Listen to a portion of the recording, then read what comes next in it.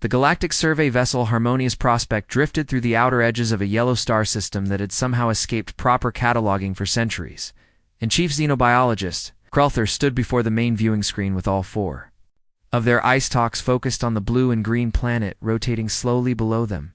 The energy signatures that had drawn them here pulsed across their sensors in patterns that suggested advanced civilization, but something else troubled Krelther deeply, and that something was the preliminary atmospheric analysis that had just appeared on their data tablet. This cannot be correct, Krelther muttered while their translator device rendered the words into Galactic Standard and their scaled fingers danced across the screen to run the diagnostics for the third time. Junior Survey Officer Plexix approached from the navigation station with their wings tucked nervously against their small frame, and they spoke in the high-pitched tone of their species that always sounded worried, even when delivering. Good news, Chief Krelther. The computer has verified all readings, and I personally checked every sensor array twice, and the data is accurate. Krelther felt their throat sacs deflate in dismay because the numbers before them painted an impossible picture, and the planet designated GC7743 registered as a Class 20 Deathworld, which was the theoretical maximum on the galactic habitability scale.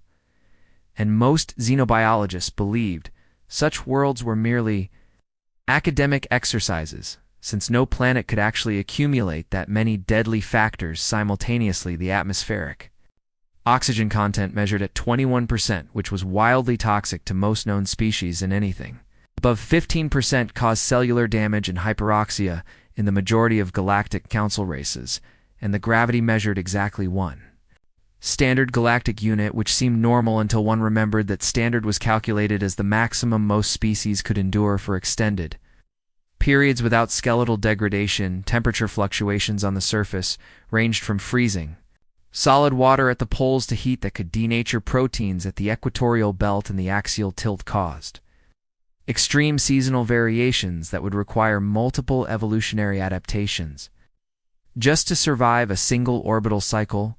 What about the microbial scan? Krelther asked, though they dreaded the answer. Plexix pulled up another screen, and their wingtips trembled slightly as they spoke. The preliminary samples show bacterial and viral concentrations that exceed safe levels by factors of thousands, and many appear capable of cross-species transmission, and there are fungal spores that can survive in nearly any environment on the planet.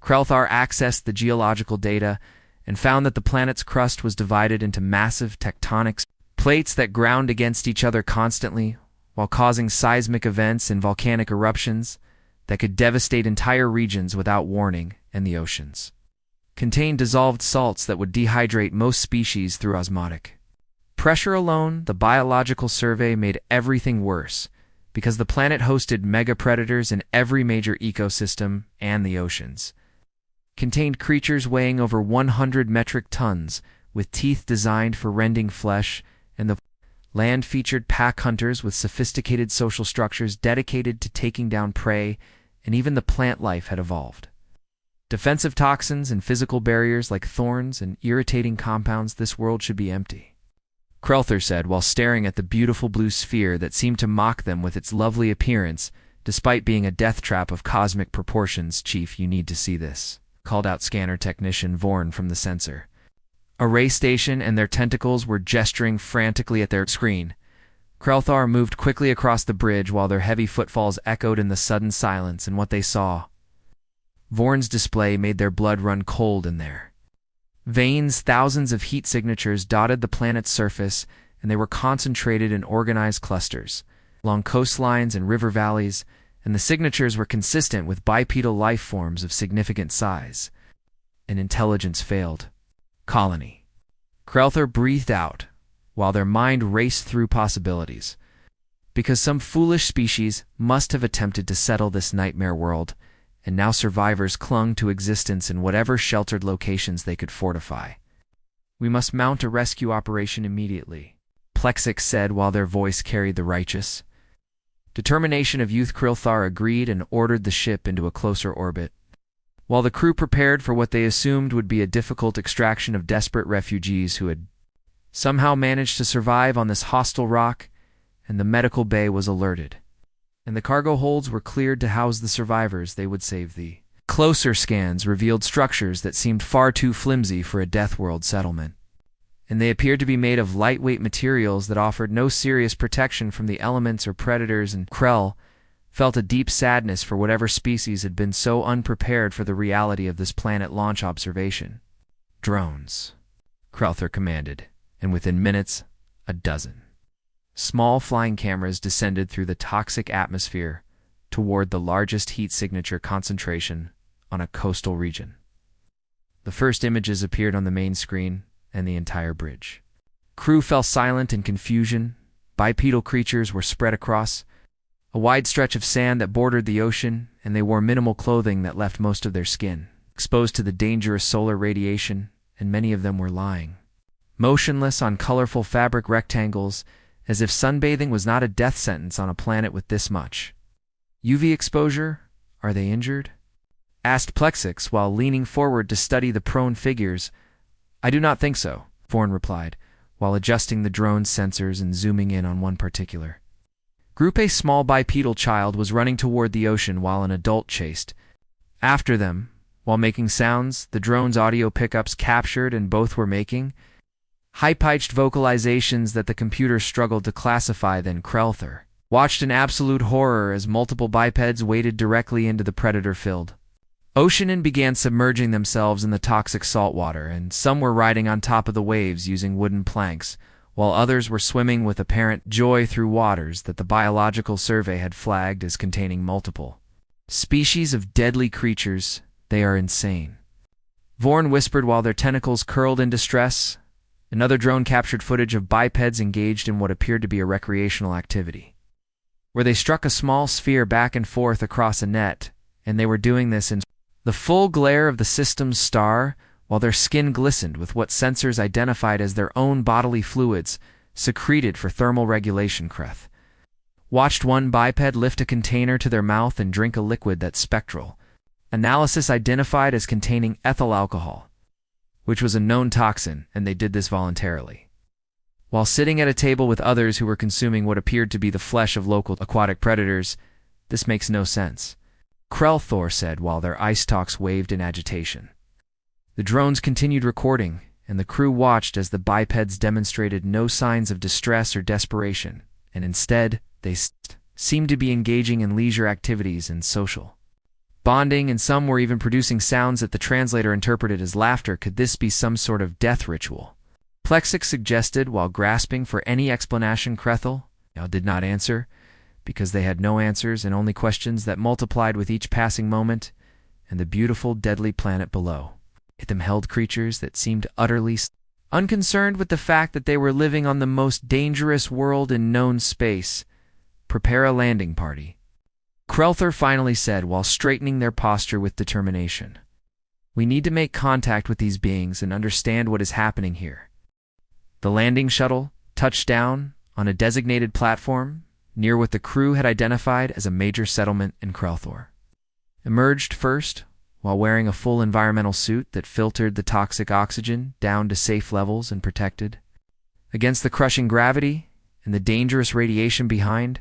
Krelther came Security Officer Tharn, who carried a plasma rifle set to stun, and Medical Officer Zixith, who had prepared emergency treatments for every conceivable injury they might encounter among the survivors, and Plexix followed with recording equipment to document what they assumed would be a first contact situation with a species clinging to survival. What greeted them was not a fortified bunker or a desperate refugee camp. Instead, they found themselves facing a large structure painted in cheerful colors with strange symbols that their translators slowly began to decode, and the building had wide openings that let in the unfiltered atmosphere, and music poured out from somewhere inside while carrying notes that suggested celebration rather than mourning. A biped emerged from the building while walking on two legs with remarkable balance in the heavy gravity, and their skin was darker than the sand around them and appeared to be damaged by solar radiation because it showed a reddish tint that suggested recent burn trauma. The creature wore fabric coverings decorated with colorful flowers,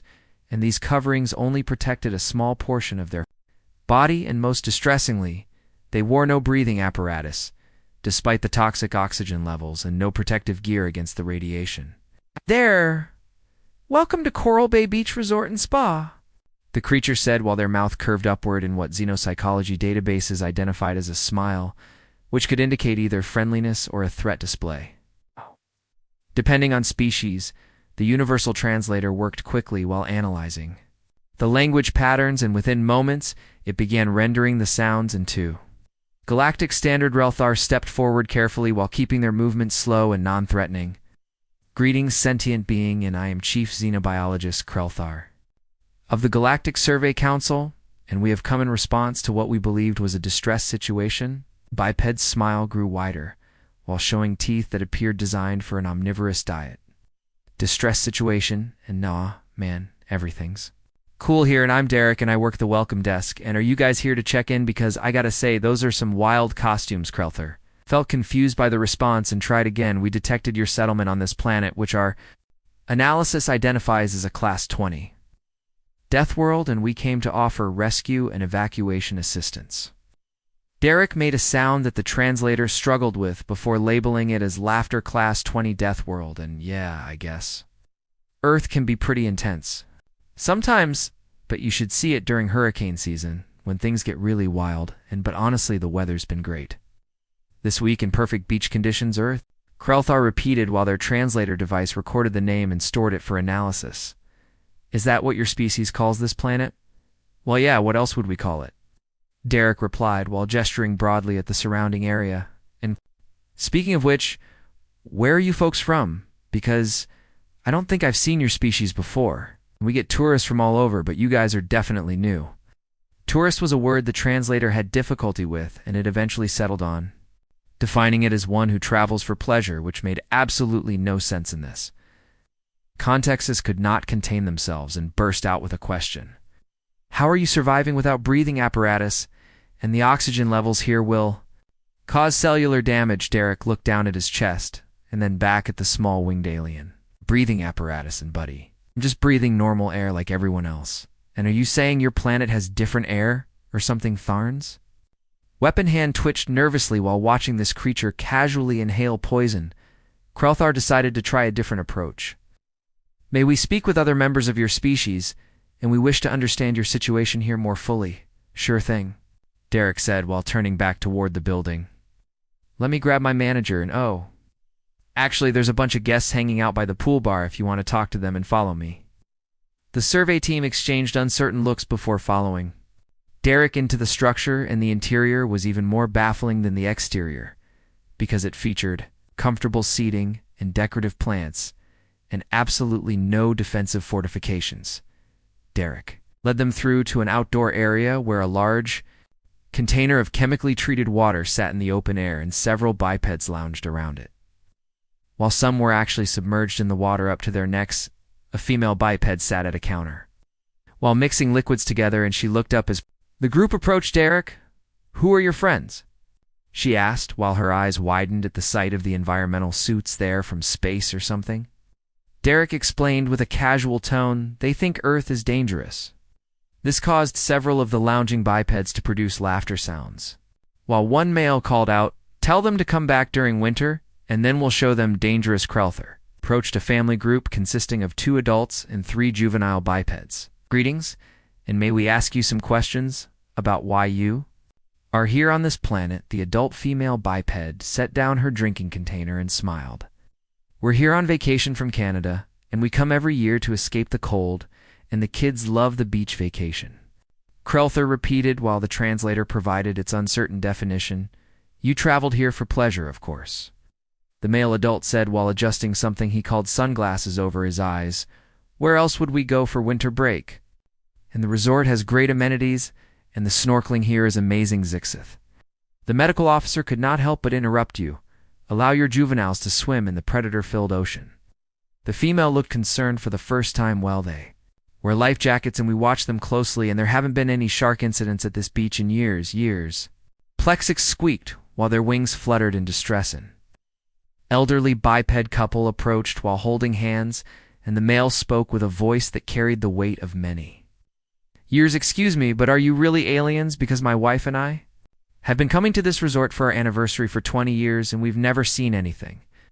Like you folks, we are indeed from beyond your planet. Krelther confirmed while studying these aged specimens who had somehow survived decades on Deathworld. How many orbital cycles have you lived? I'm 73, and my beautiful wife here is 71.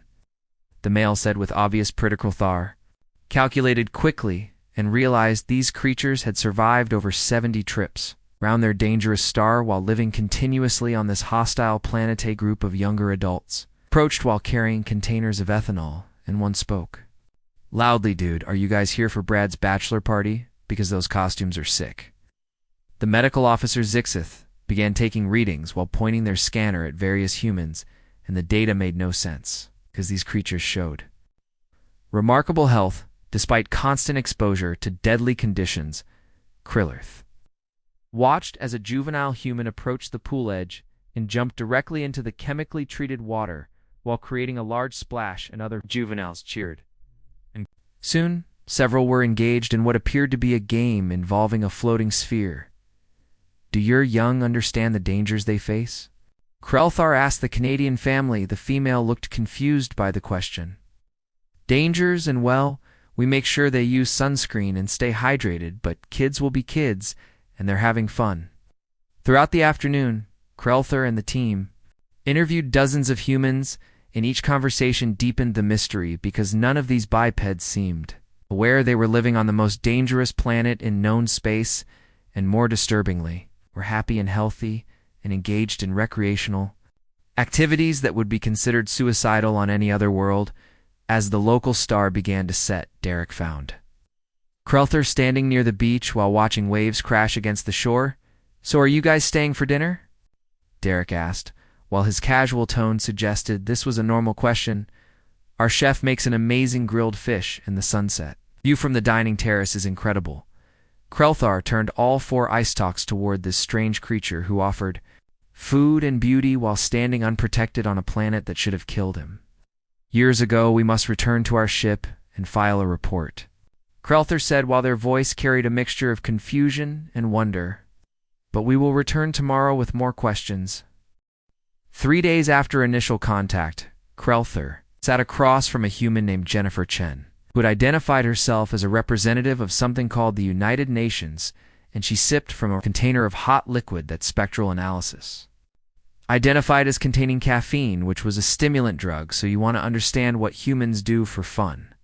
Jennifer said while setting down her cup on the table between them, I can arrange a planetary tour if that would help. Krelthar agreed immediately because the beach resort had only raised more questions and the survey team needed to understand the full scope of how humans lived on this impossible world.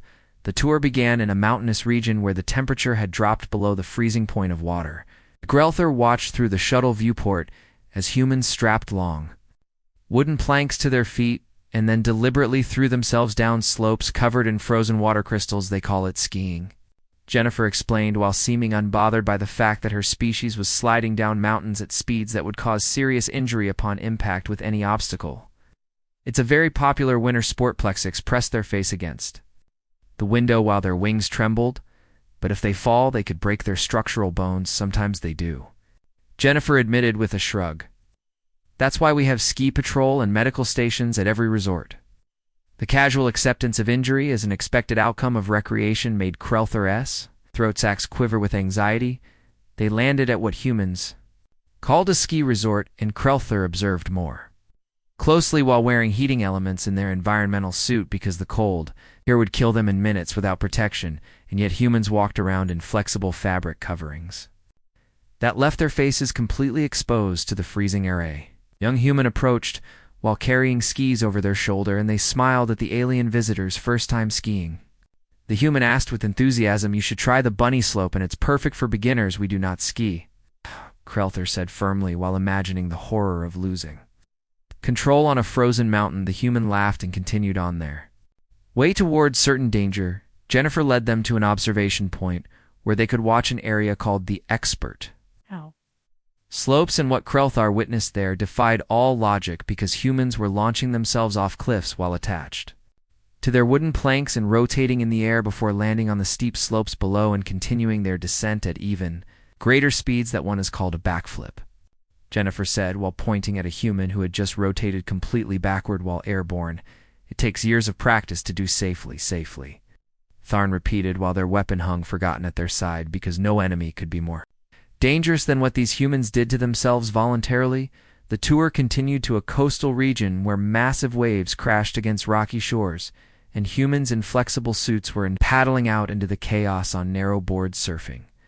Jennifer explained some of these waves can reach over 15 meters in height. Krelther watched a human climb onto their board and ride along the face of a wave that could easily crush them. And when the humans successfully reached the shore, they raised their arms in triumph while others cheered. Jixith was taking continuous medical readings, and their confusion grew with each scan. Their biochemistry shows elevated levels of compounds associated with pleasure and reward. The medical officer reported. They are experiencing positive emotional states during these dangerous activities. The next stop featured humans jumping off a bridge, attached to elastic cords that would supposedly stop their fall just before they hit the ground below. Bungee jumping. Jennifer said as they watched a human leap off the platform, while screaming Krelthar could not watch, and turned away while their ice talks retracted in horror. Why would anyone do this? Axix asked while their voice carried genuine distress.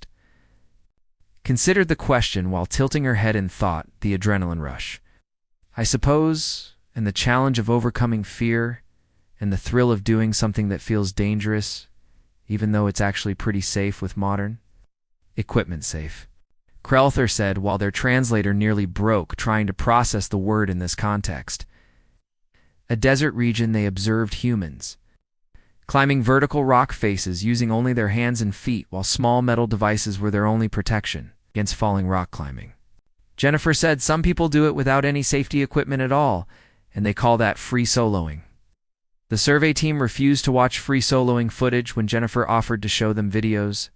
They traveled to a river where white water churned over rocks and through narrow channels, and humans sat in inflatable rafts while paddling directly into the chaos in their faces, showed expressions of joy as water crashed over them and their fragile vessels bounced off rocks. Class 5 rapids, Jennifer said with a hint of pride.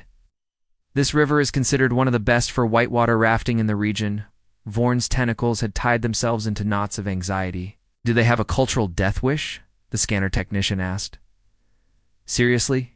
Jennifer laughed, but then saw the genuine concern in the alien's expression. And we just enjoy challenging ourselves and testing our limits in these activities. Make us feel alive. The tour's most disturbing revelation came at an ocean diving site where humans were preparing to voluntarily submerge themselves in deep water while relying entirely on mechanical breathing apparatus. Scuba diving, Jennifer said while gesturing to the humans who were putting on tanks of compressed air and masks. They're going down to about 30 meters to visit a coral reef, but the ocean contains predators. Krelther protested while their voice rose in pitch. Yes, and that's part of the appeal, Jennifer replied. Seeing sharks and rays and other marine life in their natural habitat is an incredible experience. They watched as the humans entered the water and descended below the surface, and camera feeds from the divers showed them swimming alongside creatures that could easily kill them, and the humans were reaching out to touch coral formations and pointing excitedly at passing. Fishtiar Venix, the ship's psychologist, had joined the tour, and they had been silent for most of the day. While taking notes on their datapad, and finally they spoke, I believe I am beginning to understand. Venix said slowly. These activities trigger biochemical responses in the human brain, and the perceived danger creates stress hormones that are then counteracted by pleasure compounds when the human survives, and this creates a positive feedback loop. They are addicted to danger, Plexix said with dawning horror. Not exactly, Venix corrected. They are adapted to danger, and their entire psychology evolved in an environment where constant vigilance and physical challenge were necessary for survival, and now that they have made their world safer through technology, their minds still crave that stimulation. Jennifer nodded while listening to the translation. It's actually pretty accurate, and we get bored when things are too safe and too predictable, and we need challenge and risk to feel fully engaged with life. Krelther thought about their own species who had evolved on a calm world with few predators and stable climate, and whose greatest pleasures came from quiet contemplation and social harmony. And these humans were as alien in psychology as they were in biology. The final stop on the tour was a facility where humans were preparing to jump out of flying aircraft, while wearing fabric canopies that would supposedly slow their descent, skydiving. Jennifer said, "Would any of you like to try it?" The entire survey team took 3 steps backward in perfect unison. Human instructor approached while wearing a jumpsuit and carrying a parachute pack first-timers. The instructor asked cheerfully, "Don't worry, and tandem jumps are very safe, and you'll be attached to an experienced jumper. And we've done thousands of jumps without incident. We respectfully decline."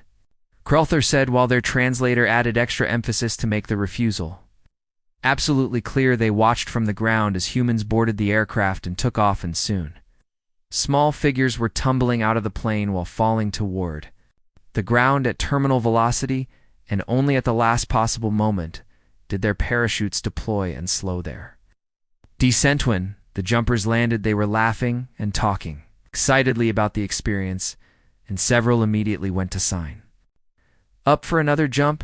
"Your species is insane," Tharn said flatly, while holstering their weapon, because clearly humans needed no external threats when they created such efficient dangers for themselves. "Maybe," Jennifer said with a smile, "but we're happy."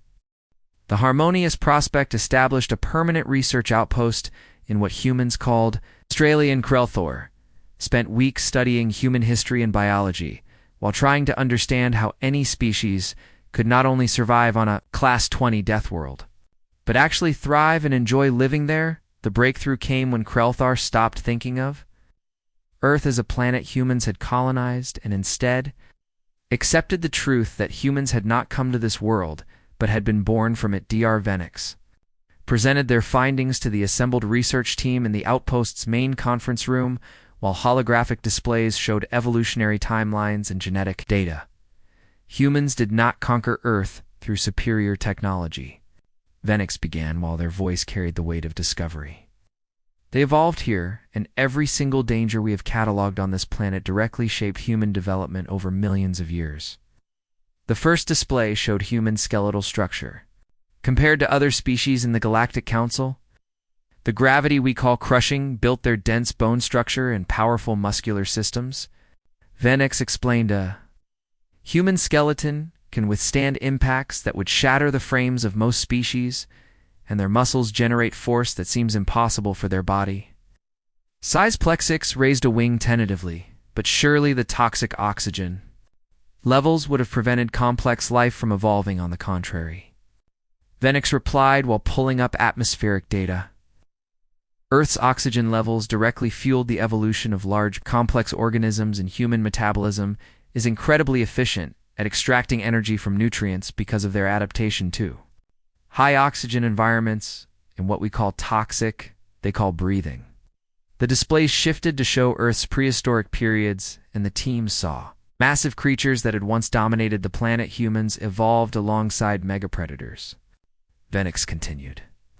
Giant reptiles and massive mammals and pack hunters that could coordinate attacks, and this constant pressure shaped human intelligence and social behavior. Krelther studied images of creatures called dinosaurs and saber-toothed cats and dire wolves, and realized that modern Earth was actually safer than the world that had forged humanity. They learned to hunt in groups, Venix said, while showing ancient human ancestors working together to take down prey much larger than themselves.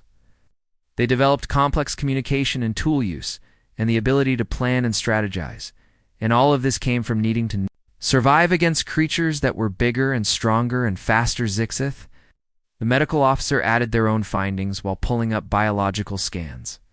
Human immune systems are extraordinarily robust, Zixith said. They're constantly exposed to bacteria and viruses and fungal spores, and their bodies have developed defenses against thousands of different pathogens. And what would kill most of us and ours, they fight off without even noticing. The medical officer showed footage of a human child playing in dirt while putting their hands in their mouth. They deliberately exposed their young to microbes. Zixith continued with something like admiration. This trains their immune systems from infancy, makes them more resistant to disease. Vorn, the scanner technician, had been studying human history and culture, and they presented evidence of something even more surprising. Humans did not just survive Earth's dangers. Vorn said they formed partnerships with some of the predators. The display showed images of creatures called dogs and cats and horses. These animals were once threats or competitors. Vorn explained, but humans domesticated them and turned them into companions and helpers, and this ability to form bonds across species lines appears to be a fundamental part of human psychology. Krelther thought about how humans had welcomed the survey team without fear, and how Derek at the resort had offered friendship before even understanding what they were, and perhaps this too was an evolutionary adaptation for a species that had learned survival often meant cooperation. The presentation moved to human sensory capabilities, and Venix highlighted features the team had initially overlooked. Humans had binocular vision with exceptional depth perception. Venix noted this evolved for tracking both prey and predators through complex three-dimensional environments, and their color vision allows them to distinguish between safe and poisonous plants and ripe versus unripe fruit. Their hearing range detects the sounds of approaching threats, and their sense of smell can identify spoiled food and dangerous chemicals, and every sense is tuned for survival on a world that was actively trying to kill them. Zixith added more physiological data. While their voice carried genuine fascination, the human stress response is remarkable, the medical officer said. When threatened, their bodies release hormones that increase strength and speed and pain tolerance and sharpen their senses.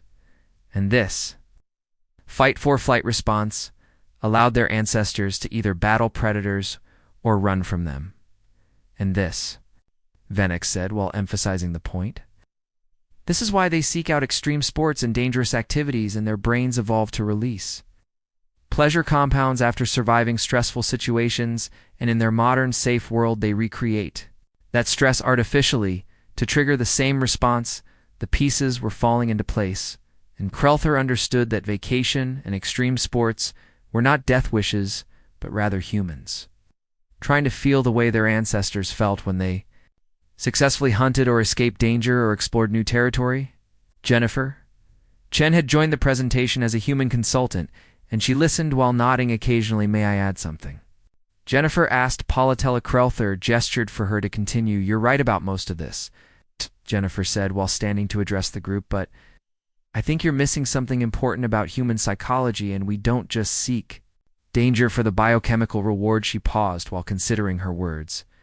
We seek it because it makes us feel connected to something larger than ourselves, and when I'm diving in the ocean, I feel like I'm part of the ecosystem rather than separate from it, and when people climb mountains, they talk about feeling small and humble in the face of nature's power. Humans have complicated relationships with Earth, Jennifer continued. We shape it, and it shapes us, and we fear it, and love it, and try to protect it, and we know it can kill us, but that just makes the beauty more precious somehow. Plexic spoke up with curiosity replacing their earlier fear. So, humans do not see Earth as an enemy to be conquered.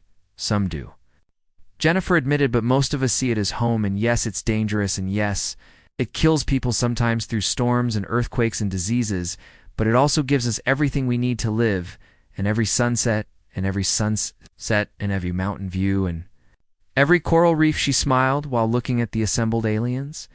Called Earth a Class 20 death world. And I looked up what that means, and I understand why you see it that way, but to us, it's just Earth, and it's the most beautiful planet in the universe because it's ours. Dr. Venix made notes while their appendages moved rapidly. This attachment to their homeworld, despite its dangers, is psychologically significant. Krelther had been studying human literature and art and music, and they had found thousands of works dedicated to Earth's beauty and humanity's complex feelings about their planet, and humans wrote poems about oceans that could drown them and painted pictures of storms that could destroy their homes, and sang songs about the bittersweet nature of loving a world that was both nurturing and deadly. I have a question, Krelther said while addressing Jennifer directly. When humans eventually travel to other worlds and colonize planets that are safer than Earth, will you stop seeking danger? Jennifer laughed while shaking her head. Have you met humans and will probably invent new dangerous sports on whatever planets we settle, and if there's no white water, we'll build artificial rapids. If there are no mountains, we'll figure out something else to climb besides, she added with a mischievous glint in her eyes. I've seen the preliminary reports on some of the uninhabited planets in Council space, and several of them have conditions that would be challenging even for humans, and I bet there are companies already planning extreme tourism expeditions. Tharn made a sound that their translator rendered as a groan. Of course they are. The research team spent several more weeks compiling their data, and the picture that emerged was of a species so thoroughly adapted to danger that they had essentially become living weapons, who could survive in environments that would kill most other sentient beings, and yet they were also remarkably social and creative and driven by curiosity rather than aggression. They are not dangerous because they are violent. Venix concluded in the final report.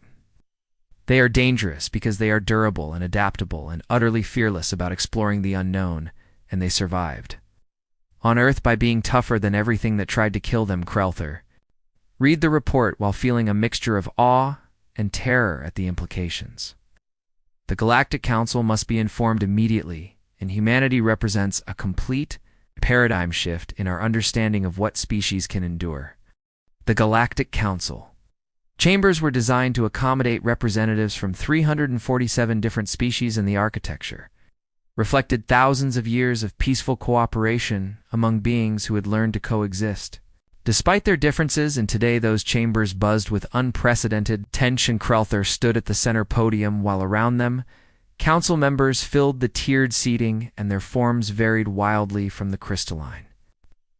The aquatic Brenti, who attended via fluid-filled tanks in every species present, shared one thing in common, which was that they had all evolved on worlds rated Class 10 or below on the Deathworld scale. The head counselor, a elderly Kesh, whose species had founded the council millennia ago, raised 3 of their 6 arms for silence. Chief Xenobiologist Krelther. Yes. You have submitted a report that has caused considerable debate among the council leadership, and you claim to have made contact with a species that evolved on a Class 20 Deathworld. That is correct, head counselor? Krelther replied while their voice remained steady, despite the magnitude of the moment.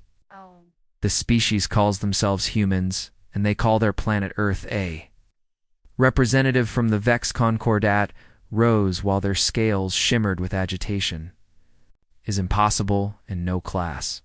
No world has ever produced sentient life, and the mathematical probability is essentially 0. I've brought extensive documentation, Krelther said while activating the holographic displays. Images of Earth appeared floating above the chamber floor, and the assembled delegates gasped and chittered and made various sounds of distress as the atmospheric data scrolled past 21% oxygen. Someone whispered, "How can anything breathe that?" Krelther presented the findings methodically while showing footage of humans engaging in their daily lives in extreme sports and casual exposure to conditions that would require emergency medical intervention for most council species, and with each new piece of evidence, the chamber grew more agitated. Delegate from the Peaceful Harmony Coalition stood while their bioluminescent patches flashed concern. These creatures are clearly apex predators. And have you assessed the threat level they pose to Council worlds? Before Krelther could respond, another delegate interrupted. We should implement immediate quarantine protocols, and a species this durable and adaptable could easily conquer less defended worlds. The chamber erupted into argument while dozens of species debated whether humans represented a military threat or a scientific impossibility, or perhaps both. And Krelther waited patiently while the head counselor called for order. Multiple times, finally, a voice cut through the chaos. Perhaps we should ask the humans themselves.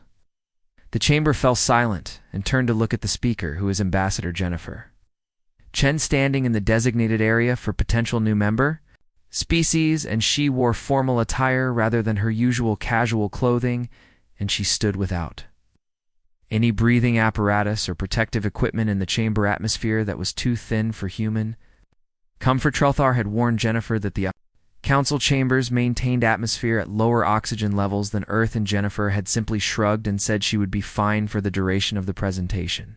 They honored council members. Jennifer began while her voice was amplified through the translation system. I understand your concern, and humanity's homeworld is indeed dangerous by your standards, and I won't pretend otherwise. She walked slowly toward the center of the chamber, while every eye and eye stalk and sensory organ tracked her movement. But I want to be clear about something important. And Earth is not a planet we conquered, and it's the planet that made us. And every single thing you find terrifying about our world is something we adapted to over millions of years of evolution. Jennifer paused while taking a slow breath, and Crowther noticed several medical officers monitoring her vital signs. Because watching a being slowly suffocate in the thin atmosphere was disturbing even when that being insisted they were fine. We don't see ourselves as superior to other species, because we can survive high oxygen or heavy gravity. Jennifer continued, we're just different, and we evolved to match our environment. The same way all of you evolved to match yours, eh? Delegate from the cautious block stood while their voice carried skepticism. But you engage in recreational activities that would kill most species, and you voluntarily expose yourselves to danger. And how can we trust that such a reckless species would act responsibly as council members? Jennifer smiled while her face showed no signs of oxygen deprivation, though. Crowther knew she must be feeling lightheaded by now. I could ask how we can trust species who have never faced real danger to make decisions in crisis situations. Jennifer replied mildly, but that would be unfair because everyone brings different strengths to cooperation. She gestured to the assembled council while her arm moved with perfect control despite the lower oxygen you've built. Something remarkable. Here, and 347 species working together in peace and sharing knowledge and resources and exploring the galaxy as partners rather than competitors in humanity. Wants to be part of that, what humanity offers. Jennifer said while her voice grew stronger, is experience with hostile environments and adaptability to extreme conditions and willingness to take risks when necessary. And we can help explore planets that other species cannot safely visit. And we can staff rescue operations in dangerous situations. And we can push the boundaries of what's possible because that's what we've always done. The head counselor leaned forward with interest. And what does humanity want in return? The same thing everyone wants. Jennifer answered, knowledge and friendship, and the chance to see what's out there beyond our own planet, and we've been alone for our entire history. And now we know we're not, and that's worth more than I can express. Crowther watched the council members while they processed Jennifer's words and saw skepticism beginning to soften into curiosity among some delegates, and others still looked fearful, but at least they were listening.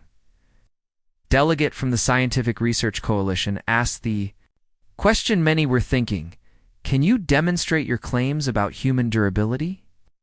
Jennifer nodded while reaching up to her collar, and Crowther felt a moment of panic as Jennifer unsealed her breathing mask and removed it completely, and gasps echoed through the chamber because everyone could see she was now breathing the thin council atmosphere directly, without any assistance.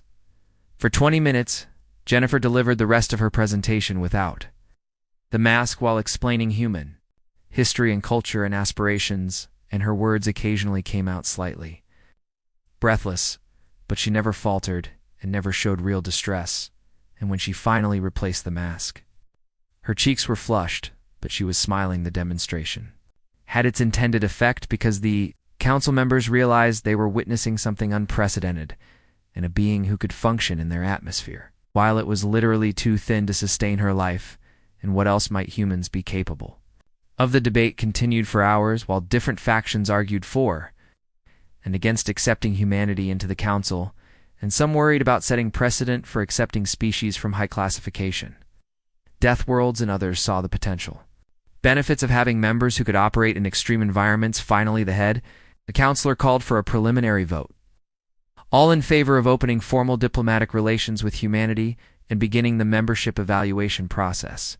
The vote was not unanimous, but it was decisive, and humanity would be given a chance to prove themselves worthy of council membership afterward, Crowther found Jennifer sitting in a garden area while breathing deeply of the oxygen-rich air that was piped in for species who needed it. That was quite a performance, Crowther said while settling down beside her. I thought I was going to pass out halfway through, Jennifer admitted with a laugh.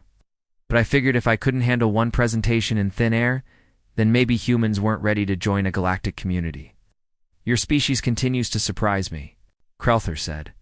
In my culture, we have a saying about not judging a creature's strength by its appearance, and I thought I understood it before, but humans have taught me the true meaning. Jennifer smiled while looking up at the artificial sky. Of the council station, you know what's funny? And most humans back on Earth don't even realize how tough we are because we have nothing to compare ourselves to, and we think we're fragile because we can get hurt or sick or die. We're fragile. In some ways, Krelthar agreed, but you are also incredibly resilient, and it is a strange combination. Over the following months, humanity began its integration into galactic society, and human specialists were recruited for exploration teams venturing to high gravity. Worlds and human medics joined rescue operations in hazardous environments, and human engineers worked on projects in conditions that required other species to use remote drones. The reputation of humans spread quickly through council space, and they became known as the species who could go anywhere and do anything and survive situations that would kill others, but they also became known for their enthusiasm and curiosity and their strange insistence on making friends with everyone they met.